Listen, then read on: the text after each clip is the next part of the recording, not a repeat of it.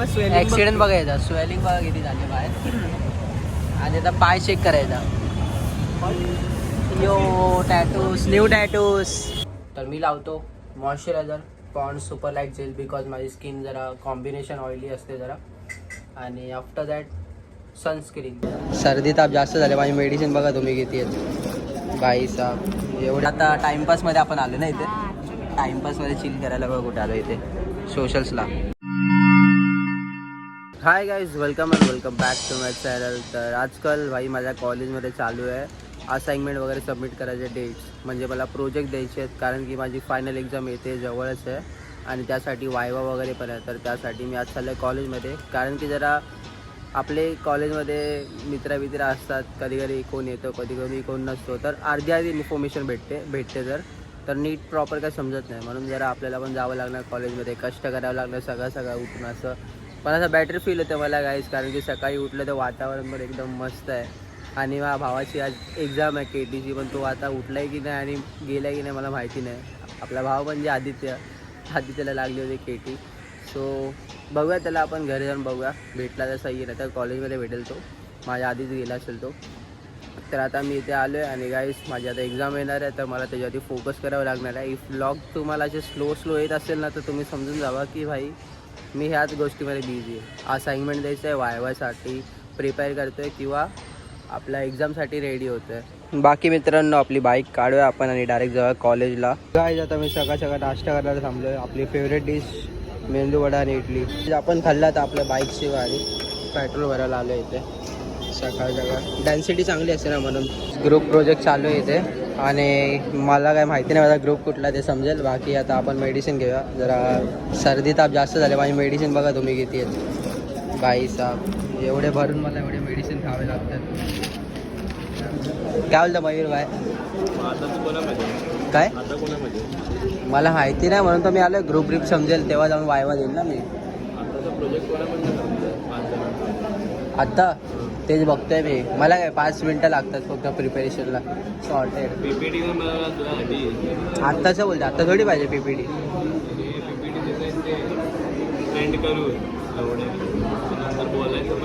हा कॉल सोड, ह्याला कॉल केला ना काय बोलतो माहिती आहे? प्रोजेक्ट नंतर वॉशरूमला जाऊन. तुझा आवाज आला काय आला? पेपरचं टेन्शन. मला वाटलं पेपरलाच नाही आला. टेन्शन आहे. हे भाई आपल्याला हे द्यायचं आहे, उद्या द्यायचं आहे PPT मी बनवतो. वायवा द्यायचं उद्या आपल्याला. 5 जणांचं द्यायचं. श्रीधरन सरचा लास्ट डे उद्या. मग आपण कोणाच्या ग्रुपमध्ये नाही ना? मी गेलोय. बनवला ना आता ग्रुप. मयूर एक आहे तो आणि मी आहे, 2 जण आहेत. तुला बोलतो तू पण आहे. ते रोल नंबरवर आहे ना? नाही, ते होतं बरोबर. हे काय मयूर, मग आपण ठिकाणी करूया. ह्याला काय बोलतो, शिवमला पण घे. सगळ्याजवळ राहून मी खूप शिकलो आणि मला पण एकच सजेशन देतो की सगळ्याजवळ राहू नका, जे आहे ते पण विसरत जास्त. गाईज तर आता आपण पितोय कॉफी. आदित्यने घेतलाय कॉफी. बिचार आंघोळ करून आलास तर ट्रीट देतोय.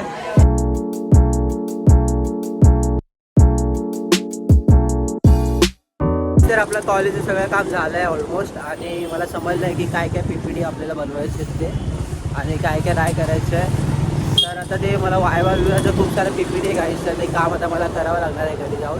आणि आफ्टर दॅट प्रिपरेशन पण करायचं, कारण की ते वायवा आपण कंप्लीट करतो ना PPT द्यायची. तर त्यानंतर मला तिला बोलून पण दाखवायचं त्याबद्दल काय आहे इन्फॉर्मेशन. तर ते मला बायाट करावं लागणार. त्याच्यात आपल्याला मार्क्स भेटेल. 20 मार्क्स आहेत, त्यासाठी स्ट्रगल आहे. आणि मी ह्यावेळी असं नाही करू शकत की प्रोजेक्टमध्ये माझी एखादी KT घेतो, कारण की ती KT डायरेक्ट नेक्स्ट इयर होणार.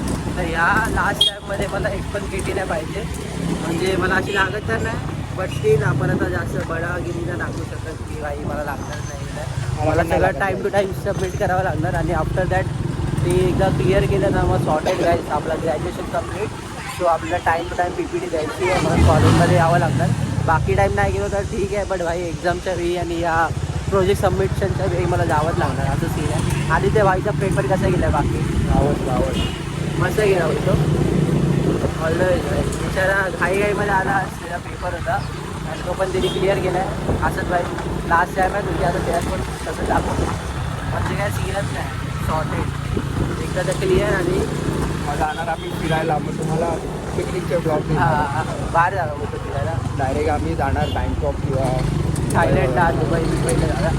बजेट टाईट आहे बोलतो एकदम मोठा आहे. मातोश्री खाली उभा आहे आणि इथे आपला मित्राचा स्टॉल आहे बघा, विनू वारंगचा. ॲक्च्युली तो तिथे लावतो स्टॉल, पण त्याने आज इथे लावला आहे, BMC गाडी येते म्हणून. आणि मी इथे उभं राहिलो, जरा बोलला माझ्यासोबत आणि बघा वडापाव वगैरे घेतला. 3 दिले त्यांनी. एक मंदार घेऊन गेला, मंदार काहीतरी चेंज करायला गेला, तर आम्हाला वडापाव वगैरे दिले. काय बोलतं भाई? नक्की जर तुम्ही भोईवरात किंवा परेल वगैरेला असाल हा भाई, विनूकडे घ्या, मस्त वडापाव चांगला बोलतो. टेस्ट केली तू? चल विनू भेटतो. एक नंबर होता वडापाव, त्याला आवडला आधी त्याला पण. चल भाऊ बाय. काहीच मंदार पण आलेलं आहे. आणि हे बघा व्हिएतनाममधून चॉकलेट आणलेलं आम्हाला. कोकोनट एक आहे, मँगो एक आहे. आणि लोक गाडी बघा विदाउट हेल्मेट चालवत आहेत. मंदारचा सीन झालाय, मस्त ॲक्सिडेंट झालाय. कितीच्या स्पीडवर होता? 80. दाखव पाय जरा. ॲक्सिडेंट बघायचा, स्वेलिंग बघा किती झाले बाहेर. आणि आता पाय चेक करायचा. Yo tattoos, new टॅटूस. हात पण फाटला माझा. टॅटू पण एवढा फास्ट का गेला? एवढा फास्ट का गेला? आदित्यामुळे मेरे भाई को मिलने जा रहा था. घसपट गया. अरे ते असं लाईन असते ना, ती लाईन हा त्यावरती गाडी डायरेक्ट अशी चढवायची असते ना, हा मी असं गेलो. अच्छा मागचा टायर स्लिप झाला आणि मी अच्छा. लोळत गेलो. मग ते कुठचा तो पिक्चरचा सीन रे, तो ड्यूकवाला घासत जातो ना, त्याच्या मागे ती बसलेली असते आणि मग ती हेलिकॉप्टरवरनं तिला घेऊन जातो. अच्छा, अरे तो रे, तो वरुण धवनचा पिक्चर माहिती आहे मी तेरा हिरो. तसं झालं. असं घासत घासत गेलो मी. गाडी बिडी असती तर पार्टी बिटी पाठी होती ना गाडी, मग RG होती. थांबले ते लोक. हा थांबले ते लोक, थांबले एवढं 10 लोक बघायला आली मला. आणि बिल्डिंग मधनं माणसं बघतात अशी. मस्त. एक तर पोरगी आली अशी बुबाटी चुकत आली.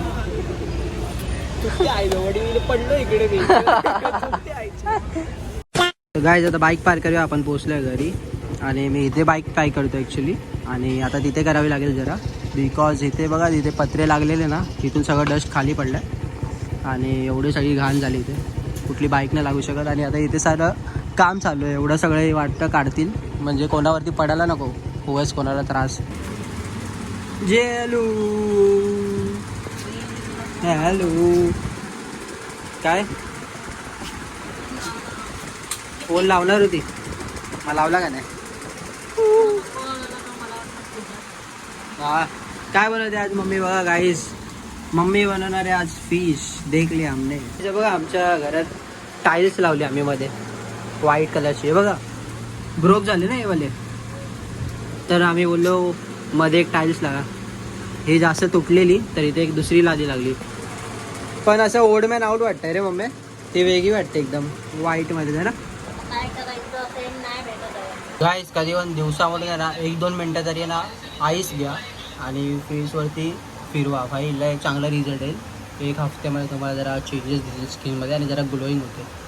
तर मी तर करतो, फक्त 1-2 मिनटं करतील तरी इनफ आहे दिवसातून. आणि 2 टाईम करते तर अजून चांगला रिझल्ट येईल. आणि ट्राय करा दिवसातून आईस करायला. मी तर आता करतो, तुम्ही पण करा. तुम्ही इन्स्टंट रिझल्ट बघू शकता जेव्हा माझ्या फेसवरती कसा ग्लो आल्या करून.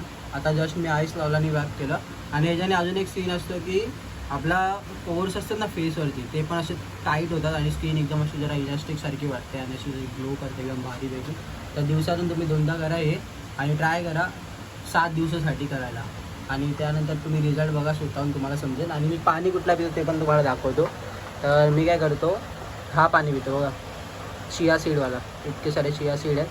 हवाला पाणी प्यायला ना तर अजून तुमच्या बॉडीसाठी चांगलं आहे, कारण की तुमची बॉडी जास्त हायड्रेट राहते आणि आतमध्ये चिया सीड असले तर बॉडी जरा टेम्परेचर थंड असतो. तरी पण चांगलं आहे नॉर्मल पाणी पिण्यापेक्षा. आणि माझी बॉडीचा कलर बघा जरा टॅन वाटतं, पण स्किनचा ग्लो करतं. So that's the result guys. आणि होप सो तुम्ही मुलतानी मिट्टी वगैरे ट्राय करतील ना हफ्त्यातून एकदा, फक्त 10 मिनटासाठी लावा, 10 ते 12 मिनटं मॅक्स. आणि नंतर धुवून टाका, असं सुकेपर्यंत नका लावू, तर त्याच्याने पण चांगले रिझल्ट येतात. तर मी आता स्किन केअर करतो जरा.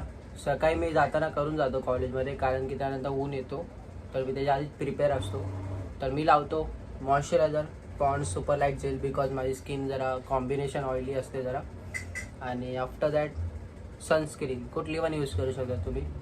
तर पहिला मॉइश्चरायझर लावायचं, आफ्टर दॅट सनस्क्रीन. मी सकाळी लावलेली आता घरी येऊन फ्रेश झालो, आता परत लावणार. तुम्हाला वाटतं की तुम्ही फक्त उन्हात जातात म्हणून तुम्हाला हे लावलं पाहिजे, तर असं काय नाही. बाहेर पावसाळा जरी असं ना तरी पण मी यूज केलं असतं, बिकॉज याने स्किन बॅरियर चांगले असतात होतात त्याने, अँड स्किनसाठी बेस्ट असतं गाईज. हे तुम्हाला नेहमी लावलं पाहिजे, घरात असताना पण लावलं पाहिजे, कारण की खूप इम्पॉर्टंट आहे सनस्क्रीन लावणं.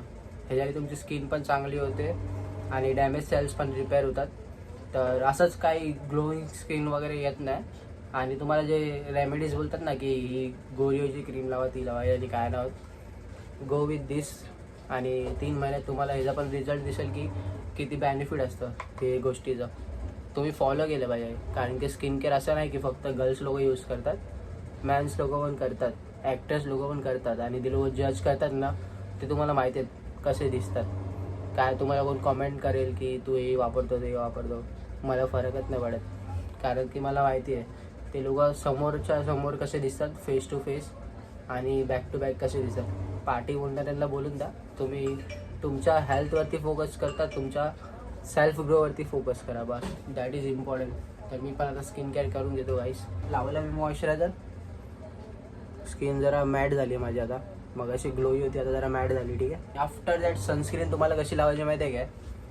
2 फिंगर घ्यायचे आणि ह्याच्यावरती असे घ्यायचे. एवढी अमाऊंट तुम्हाला लावावी लागते कधी पण लावतील तर. आणि बाहेर असतील तर 2-3 तासामध्ये परत लावा, म्हणजे रिझल्ट पण तसे चांगले भेटतात. सो वाही गाईस, आता जे रिझल्ट दाखवतो गाईस तुम्हाला.